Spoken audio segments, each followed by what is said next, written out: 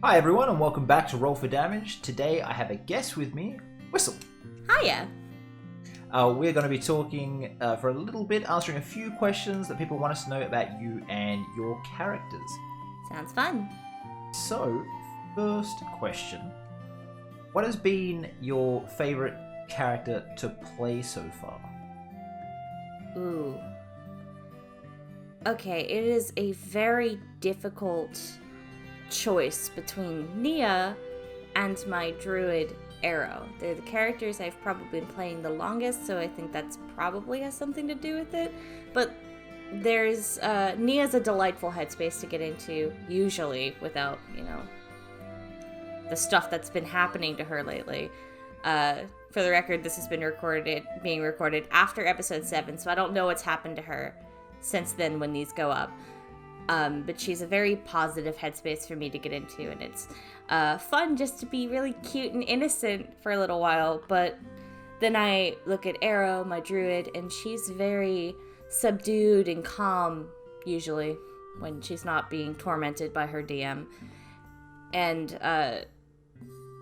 there's something very satisfying about the way she speaks, and I love her party interaction. It leaves me feeling very happy. So I think it's very hard to pick between those two, but they're definitely both fighting for that top spot. You've played Nia across multiple campaigns, right? Yep, I've played Nia in 3 other campaigns, and this is the first one that's gone past, 5 sessions. Has she changed much through the iterations? Yes and no. Nia, I think I talked about this on a stream once before, where Nia has, had a sliding scale of sweet and insecurity, and I feel like I was playing with that slider because she was super sweet and super oblivious in the very first game I played her in, and then she was a little bit more anxious, a little bit more insecure, and a little bit more timid in the second game. And I feel like now I found that happy middle ground where she's very sweet and she's very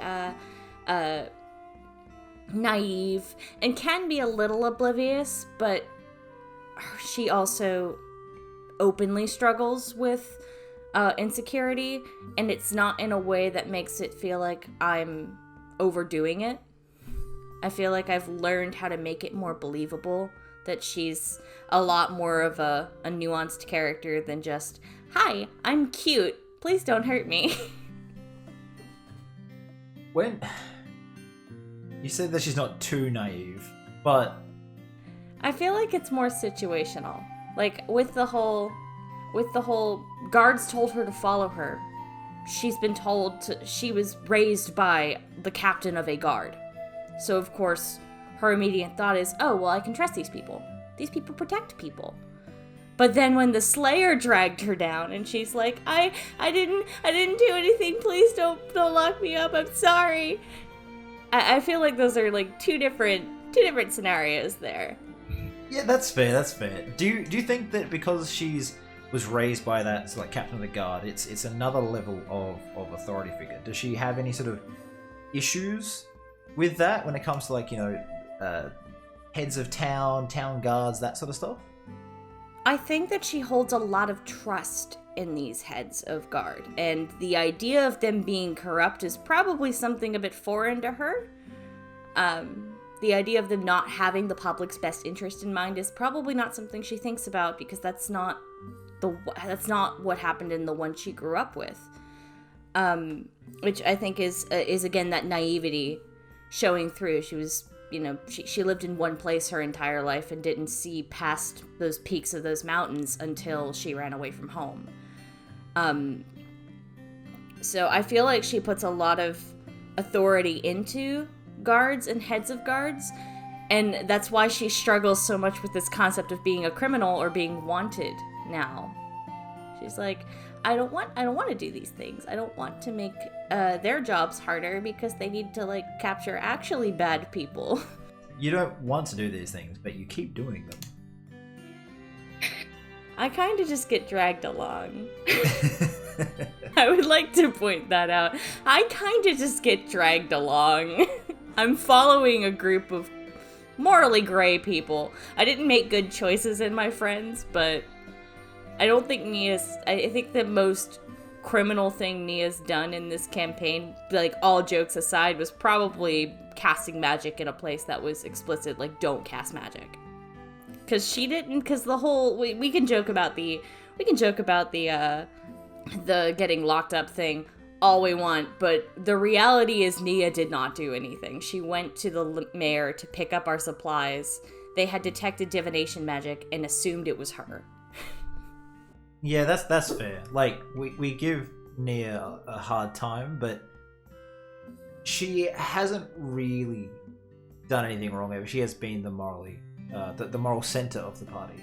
Speaking of Nia and what she's done for and to the party, this leads me into the next question is, what was it like knowing that your character could turn into a dragon when provoked? That's something you did to the party. Well, I've known that she had this ability since me and you talked about what I wanted her to be. But I did not know that she could turn completely feral until, I want to say, 2 or 3 weeks before it actually happened, when we were... Oh, I'm so sorry. When we were talking about, we were talking about, I think, character artwork. And you asked me if I would be okay with, like, certain things. Like, you mentioned how you wanted to make her a bit more feral when she goes dragon. And I'm like, that's a really cool idea, because this is, the way I was thinking of it at the time was that, she doesn't know how to control this thing. She's turned into it once in her life at this point, and she doesn't know how to handle it. So it would only make sense that instinct would take over. From a player standpoint, I think it's a really cool mechanic, and it makes me need to be very conscious about Nia's mindset. But from Nia's point of view, it's terrifying, and she doesn't like it. I think, like I said, she's only been through that once before the campaign started, and she was very scared of it. So it does seem that she does her utmost to keep that part of her suppressed. She's never been that angry either. That's the thing. Nia's a very passive person. Anger is not something that comes quick to her. Her immediate, one of her immediate reactions when something happens, something that's less than favorable happens, is what did I do wrong? Not what did they do wrong. She's a very self-depreciating person. Anger doesn't come quick to her, and I think that's probably the maddest she's been in a very long time. At least that she can remember. Because, again, leading nicely into our next question, what's a memory your character would rather forget but seemingly cannot? I think it's the sparring sessions that she had to go through with her oldest brother. She doesn't speak a lot about Hexen. Savrith, her second oldest brother, she had a very close relationship with, but Hexen and their relationship was very volatile, and the sparring sessions are the reason why she gets so freaked out seeing Sloane fight. Alright, so the next question is a little bit more lighthearted. You've mentioned previously that you've enjoyed integrating flower language into your characters. For example, Nia and her forget-me-nots. What are some other characters that have used flower language, and what do they symbolize? Well, that's actually really funny that question came up, because I'm literally, as we speak, writing a character that's family insignia and motto is very heavily based on flower language. I like finding interesting symbolisms to show something about a character without them having to say it. Like Nia and her forget-me-nots. Forget-me-nots are love flowers, and Nia is going after someone that she loves and cares about. Whereas this character I'm writing right now, hers are dandelions, and dandelions are an extremely resilient plant. A rose will die if the soil is too acidic, but a dandelion moves concrete to grow.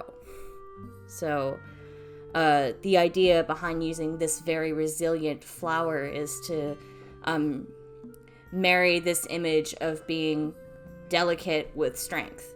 I didn't know that about the dandelions. Dandelions are badass, man.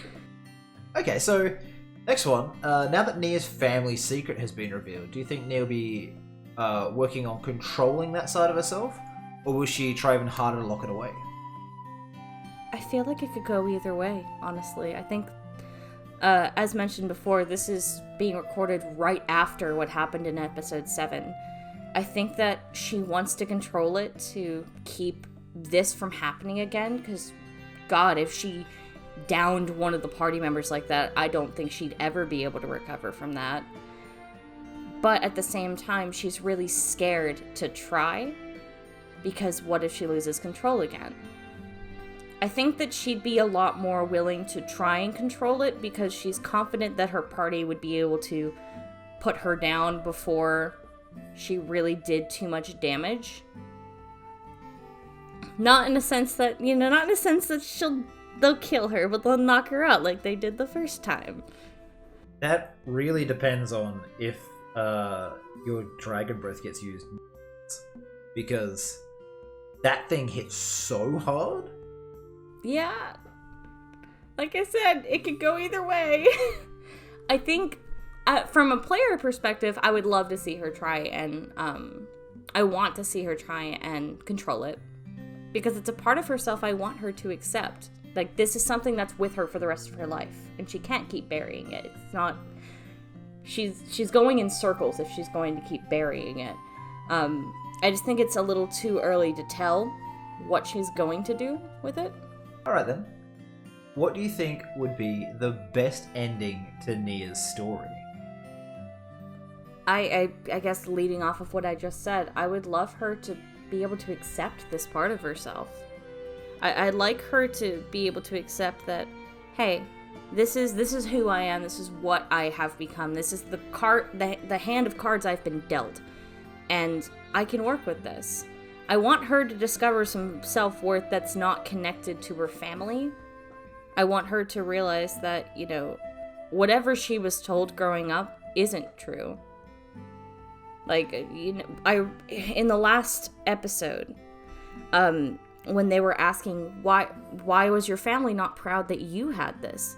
Because I'm not strong. What do you mean you're not strong? I want her to be able to believe that she can be more than just this ditzy little girl that her entire family's written her off as. And if she can find that, and, obviously I'd love for her to be able to find her friend, but if she can just find, like, that confidence to continue to go out in the world, I'd be perfectly content. Do you think she's gonna get there, though? I think that she has all of the right tools. I was thinking about this when I was looking through the questions, and she has people around her that I think can teach her. I was thinking about, like, everything that she's learned from the party so far. Saros could teach her temperance and how to be objective about this power, and not learn to not fear it, but learn to be careful with it. Leaf could, for the love of God, teach her how to relax. For God's sakes, this girl needs to learn how to relax and just kind of go with the flow. She's a little highly strung. Yeah. Sloane could teach her how to accept this strength, and I don't know what Auric can teach her yet, but I'll tell you when I figure that out. But she has tools around her, and I feel like if she just takes a step back and breathes and looks around her, I think she'll be able to see it. And I'm hoping that's what she'll be able to do in these next couple sessions, now that she's not hiding anymore. She doesn't feel like she has to. She's like, they know now. There's no point in me hiding it anymore. They know this about me now. So Nia's story, more or less, is just about growing up and accepting who you are. Yep. Nia, I feel, is a person... She's someone, I've mentioned this when we did our original interview. Nia's someone I've put a lot of myself into. A lot of her insecurities and her quirks are ones that I have and have struggled to accept in my life. So it's a very relatable character to me, and it's an arc I don't see a lot of people play with. Like, don't get me wrong, I love a good edgy backstory, but I also think it could be very refreshing in a game that's in a relatively not nice place, to have someone that's just trying to find their place in the world. What was that harsh to say about my world? You have a town where they literally beat the shit out of people as soon as they come off a ship if they have like an inkling of magic on them, sir. Fair, that's fair. Alright, we'll move right past that. This better end up in the final cut. It might, we'll see. What other games or systems have you been wanting to try, if any? I actually just got to try a system that I've wanted to try for a while. I just got to try Call of Cthulhu, and I loved it so much. I love 1920s aesthetic. I love spooky shit. So that was, or I should say spooky stuff. I love spooky stuff. So was really fun. I really want to give Starfinder a shot again, because when I tried it the first time, it was an experience. Ooh, another setting I would love, or system I really want to try is Shadowrun. Really want to try Shadowrun. My brother's always raving about it, and I really want to try it. Yeah, I've heard a bit about it, but I haven't played it myself. Do you have hundreds of character ideas floating around in your head waiting for a campaign? Or is it work to come up with ideas? Yes. To both. I feel like I know the answer to this a little bit, because the other day I was like, so, what about your backup character? You're like, here's my fucking folder. Okay, the long and short of it is, yes, I have a lot of character concepts, and yes, it's work to come up with. But it's work I enjoy. I'm a concept artist. That's what I've made a professional living out of myself, is doing concept art. So I love doing I love just designing characters, and then as I'm designing, I'm like, oh, why do they have this thing, or oh, this is a cool element, I wonder why this is there. And it'll leave me a lot of room to think when I have a DM come up to me and be like, hey, want to play a game? Well, this kind of leads on to the next question nicely. What is your favorite class? What is your favorite character from that? Well, before I answer, does it have to be a character I've made or a character from media? Since it hasn't been specified, yes. Okay. Well, my favorite class is Druid. I love Druids. And much to Nova here's delight, I love Druids. They're my favorite. I guess a very close second to Druids is Warlocks, because I love my Warlocks. I play a lot of Warlocks. And gonna look at Critical Role over here, because that was my first introduction to D&D media. Keyleth was what made me really look into Druids. Circle of the Moon isn't my favorite, but it was this idea of being able to turn into animals was really cool to me. And then you got fucking Best Boy Ford from Campaign 2. But I guess characters I've made, Druids, Arrow. She's the only Druid I've played for a very, very long time, so she's the only Druid I can say is my favorite. As far as my Warlocks go, I think it has to be the Warlock I played in my boyfriend's game, Meredith, because I feel like she captures a lot more of what a Warlock is than Nia, because Nia's thing is weird. Meredith was pacted to a being in the water plane that had a parasite in her and was keeping she had very strict conditions, and this thing punished her severely if she did not meet these conditions. And I think I like Warlocks because their stories are never happy. It's very hard to have a happy ending with one, unless maybe you're a Celestial, but why would you do that when you could just be a cleric? Now, this one is... There's 4 questions from the same person. And since they kind of ask, about, what is your character's fear or phobia, I think that must mean Nia. Mm-hmm. And you'd have Nia's art up where we ask these questions. Ask for these. Yeah. So, what is your character's fear or phobia? Well, I think right now it's between 2. Finding Aaron dead is definitely one of them.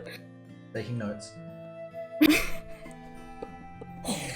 Guys, okay, if Aaron dies, I'm gonna blame you, Blue Galaxy Cheetah.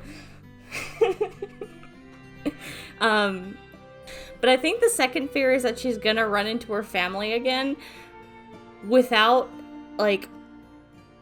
Aaron being there. Because he was there the first time, and he was why she got away. She's not good at standing up to them. She kind of just shrinks back into a little ball when her dad comes and talks to her. So I don't know how that's gonna go if they somehow find her, and she's left quite a trail for them to follow with the whole Ankrum situation, and then at Fort Seifeld, and then in Duskfall. Okay, so I now have those notes. Thank you. That was a great question. We've already answered, does your character have any siblings? So we'll move on to the next one, which is, what is their most prized possession? I feel like it's between 2. But I think one is a lot more sentimental than the other. Her symbol to Saranarik. Now, where she is now, she doesn't know why that's such a sentimental item, but that was, that's the keeper's item that was given to her by her uncle. And something he wore every single day, and when he died, that was given to her. So it was a memento. Second thing is actually that long, piece of fabric that she ties on the end of her sword. It was given to her by her older brother. And it's very precious to her. It's when her sword exploded, she took it off of it for a reason.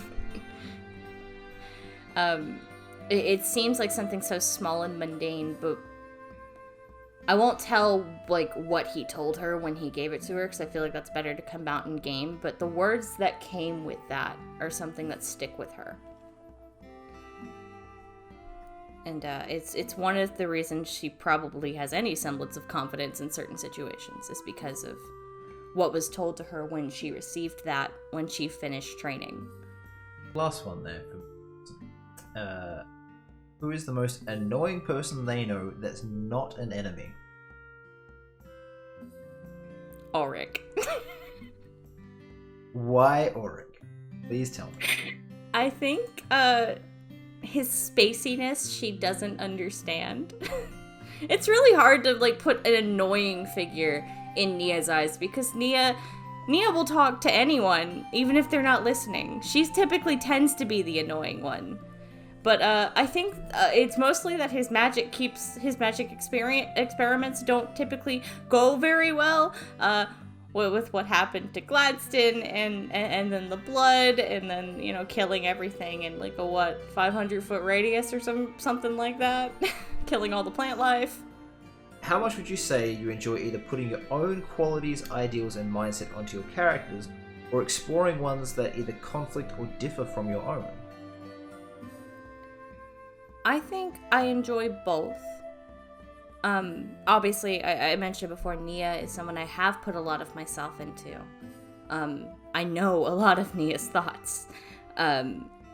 So it makes for a very easy headspace to get into to roleplay. But I also like trying to get into characters that I don't think like typically. That Warlock Meredith.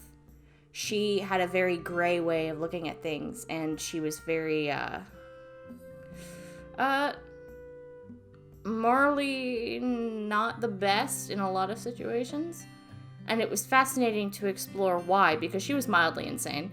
It was interesting to explore, this cause and effect of this thing happened, so I think this way. I think also Era was a really interesting character for me to get into because I've never played a character that was meant to be evil. If you guys didn't know, Era from the Ruffians was meant to be an evil character, but she was very subtle in her ways. I feel like you didn't really get much of her sinisterness until, I think, the Masquerade, when she was like, I'm searching for secrets that I shouldn't, and I'm going to find them. Most important questions have been left to last. Cookies or ice cream? Ice cream. Duh, I live in Florida. It's always hot here. What flavored ice cream? Ben and Jerry's Half-Baked. And lastly, boxers or briefs? Now, are we talking about female boxers or men's boxers? That's a very important distinction, because female boxers are bullshit. Okay, well, I'll let you have your choice of boxers. Then that answers the question. Alright. Well, thank you for coming on and having a chat and answering all the questions about your character. Of course. Always happy to come here. Alright, so we play in a game that is on the Roll for Damage Twitch channel. It is at 8:30 p.m. EST on Friday nights. So hopefully we'll see you all there and you'll be able to see Nia in action. Yeah, come see me. I'm adorable. Or traumatized. I don't know yet. Thank you guys so much for watching, and we'll see you on Twitch. Bye-bye. Bye.